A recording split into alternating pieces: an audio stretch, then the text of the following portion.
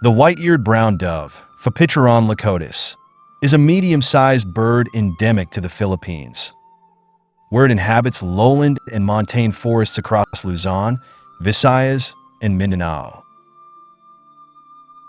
This species is recognized by its white patch behind the eye, which contrasts sharply with its brownish-olive plumage. Unlike more common doves, it prefers to remain hidden in dense foliage, making it challenging to spot. It moves gracefully through the trees, often flying low and swiftly to avoid predators. This dove is primarily frugivorous, meaning it feeds on a variety of fruits, berries, and seeds, which it finds in the forest canopy. Its diet plays an important role in the ecosystem, as it helps with seed dispersal, promoting forest regeneration. The bird is known for its soft and rhythmic cooing, which is often heard in the early mornings and late afternoons. This call is a key characteristic that helps birdwatchers and researchers identify it in the wild. In Filipino culture, doves are sometimes associated with peace, love, and guidance, and some indigenous beliefs consider them as spiritual messengers.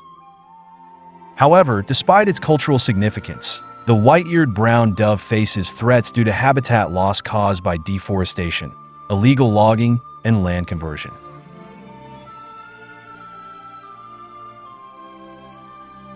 Although it is currently classified as least concern by the IUCN Red List, conservation efforts remain crucial to ensure its survival. This bird thrives in protected forest areas, and conservation programs aimed at preserving Philippine forests also help safeguard its population.